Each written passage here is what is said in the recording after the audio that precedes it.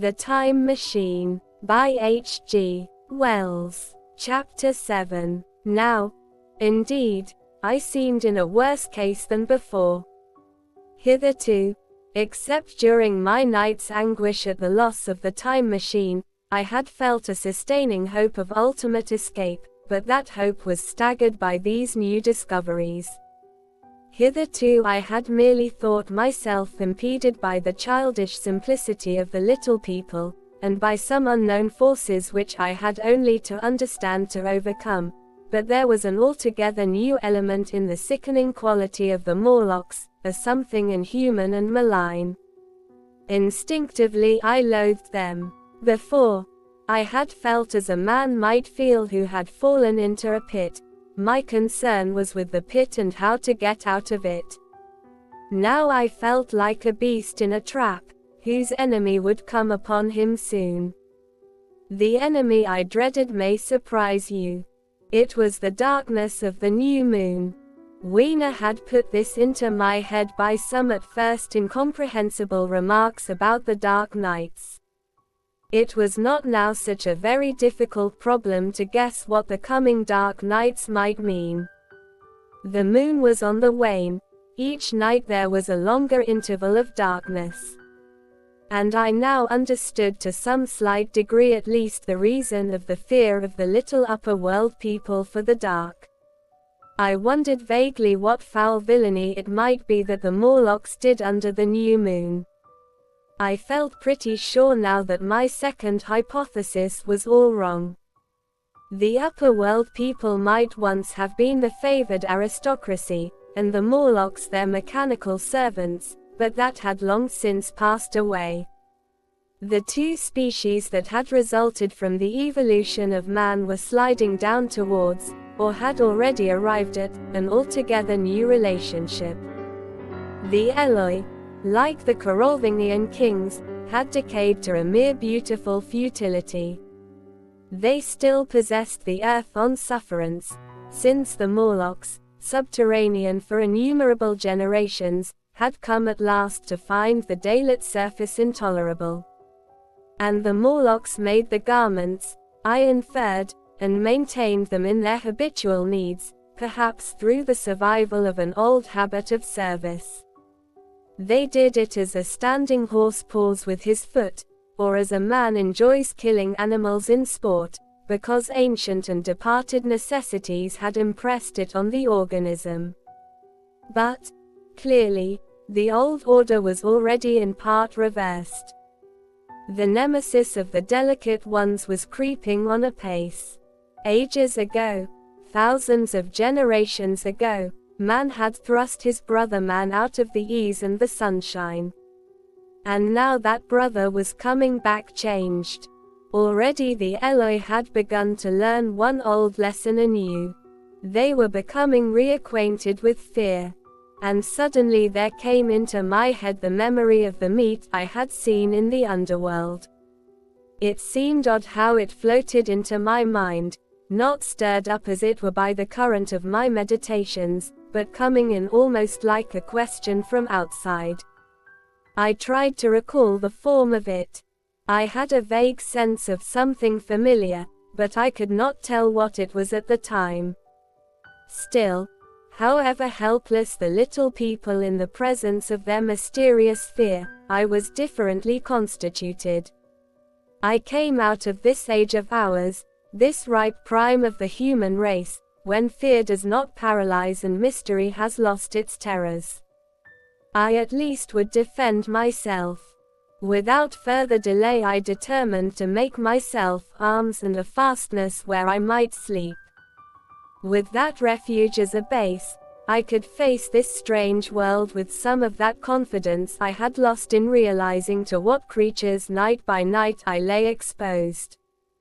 I felt I could never sleep again until my bed was secure from them. I shuddered with horror to think how they must already have examined me. I wandered during the afternoon along the valley of the Thames, but found nothing that commended itself to my mind as inaccessible. All the buildings and trees seemed easily practicable to such dexterous climbers as the Morlocks, to judge by their wells, must be. Then the tall pinnacles of the palace of green porcelain and the polished gleam of its walls came back to my memory, and in the evening, taking Weena like a child upon my shoulder, I went up the hills towards the southwest. The distance, I had reckoned, was 7 or 8 miles, but it must have been nearer 18. I had first seen the place on a moist afternoon when distances are deceptively diminished. In addition, the heel of one of my shoes was loose, and a nail was working through the sole. They were comfortable old shoes I wore about indoors, so that I was lame. And it was already long past sunset when I came in sight of the palace, silhouetted black against the pale yellow of the sky. Weena had been hugely delighted when I began to carry her, but after a while she desired me to let her down, and ran along by the side of me, occasionally darting off on either hand to pick flowers to stick in my pockets. My pockets had always puzzled Weena, but at the last she had concluded that they were an eccentric kind of vase for floral decoration. At least she utilized them for that purpose. And that reminds me, in changing my jacket I found. The time traveler paused, put his hand into his pocket, and silently placed 2 withered flowers, not unlike very large white mallows, upon the little table. Then he resumed his narrative. As the hush of evening crept over the world and we proceeded over the hill crest towards Wimbledon, Weena grew tired and wanted to return to the house of grey stone. But I pointed out the distant pinnacles of the palace of green porcelain to her, and contrived to make her understand that we were seeking a refuge there from her fear. You know that great pause that comes upon things before the dusk. Even the breeze stops in the trees. To me there is always an air of expectation about that evening stillness. The sky was clear, remote, and empty save for a few horizontal bars far down in the sunset. Well, that night the expectation took the color of my fears. In that darkling calm my senses seemed preternaturally sharpened. I fancied I could even feel the hollowness of the ground beneath my feet, could, indeed, almost see through it, the Morlocks on their ant-hill going hither and thither and waiting for the dark.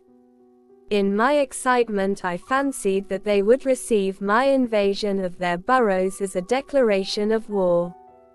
And why had they taken my time machine?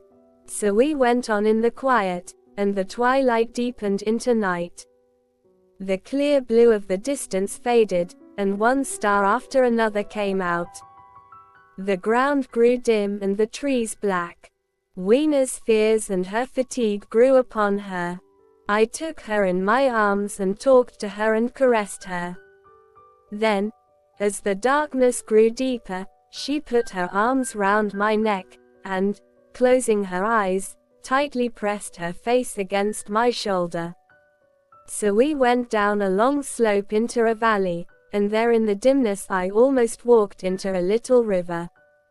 This I waded, and went up the opposite side of the valley, past a number of sleeping houses, and by a statue, a faun, or some such figure, minus the head. Here too were acacias. So far I had seen nothing of the Morlocks, but it was yet early in the night, and the darker hours before the old moon rose were still to come. From the brow of the next hill I saw a thick wood spreading wide and black before me. I hesitated at this. I could see no end to it, either to the right or the left. Feeling tired, my feet, in particular, were very sore. I carefully lowered Weena from my shoulder as I halted, and sat down upon the turf. I could no longer see the palace of green porcelain, and I was in doubt of my direction. I looked into the thickness of the wood and thought of what it might hide. Under that dense tangle of branches one would be out of sight of the stars. Even were there no other lurking danger, a danger I did not care to let my imagination loose upon. There would still be all the roots to stumble over and the tree boles to strike against. I was very tired, too, after the excitements of the day, so I decided that I would not face it, but would pass the night upon the open hill. Weena, I was glad to find, was fast asleep. I carefully wrapped her in my jacket, and sat down beside her to wait for the moonrise. The hillside was quiet and deserted, but from the black of the wood there came now and then a stir of living things. Above me shone the stars, for the night was very clear. I felt a certain sense of friendly comfort in their twinkling.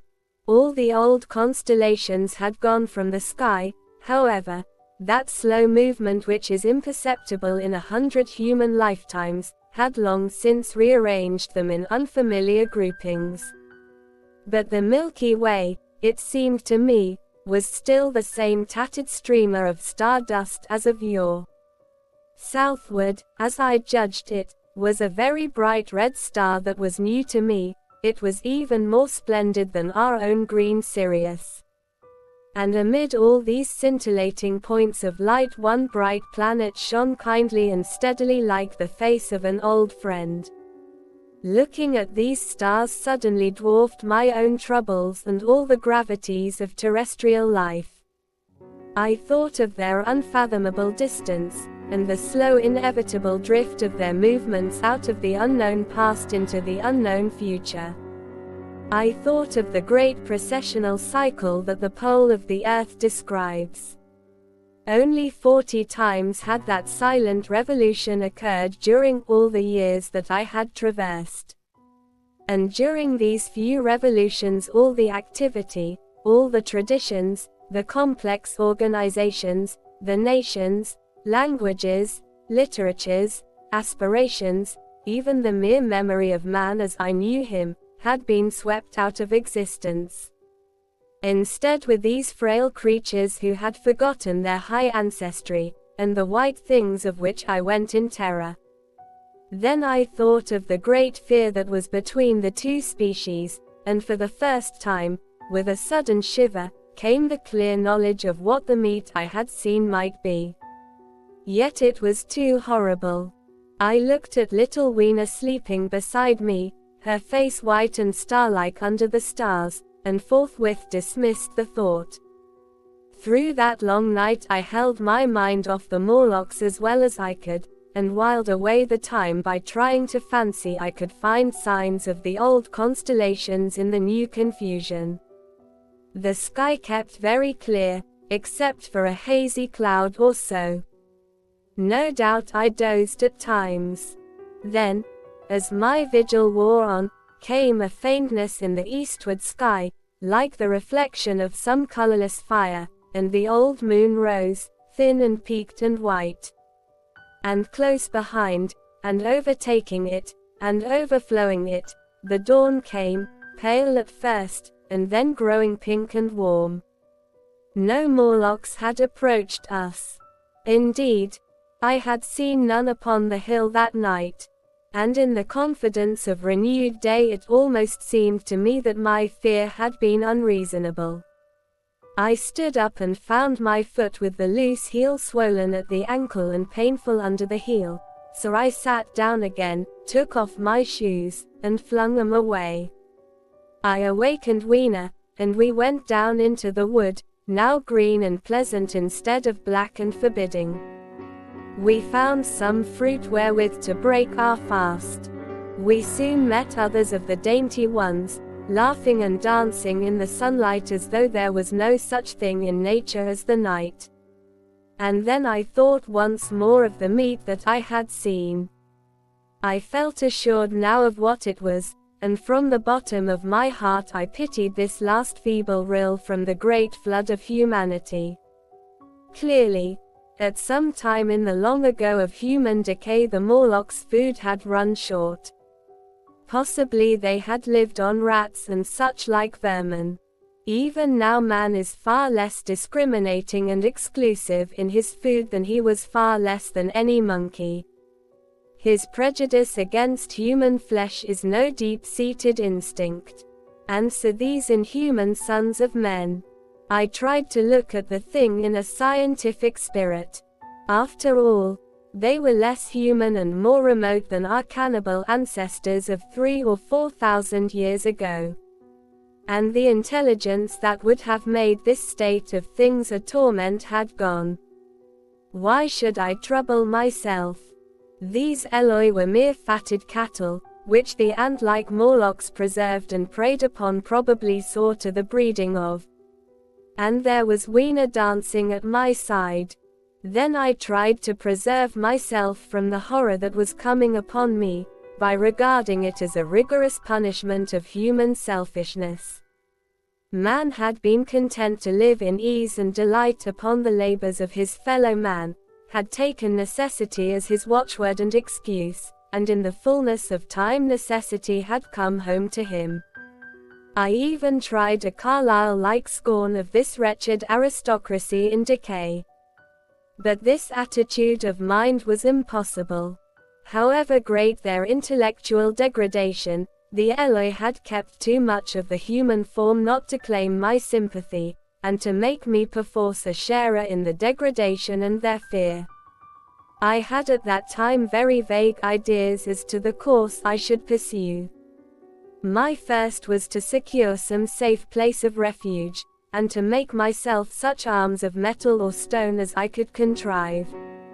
That necessity was immediate. In the next place, I hoped to procure some means of fire, so that I should have the weapon of a torch at hand, for nothing, I knew, would be more efficient against these Morlocks. Then I wanted to arrange some contrivance to break open the doors of bronze under the White Sphinx. I had in mind a battering ram. I had a persuasion that if I could enter those doors and carry a blaze of light before me, I should discover the time machine and escape. I could not imagine the Morlocks were strong enough to move it far away. Weena I had resolved to bring with me to our own time. And turning such schemes over in my mind, I pursued our way towards the building which my fancy had chosen as our dwelling.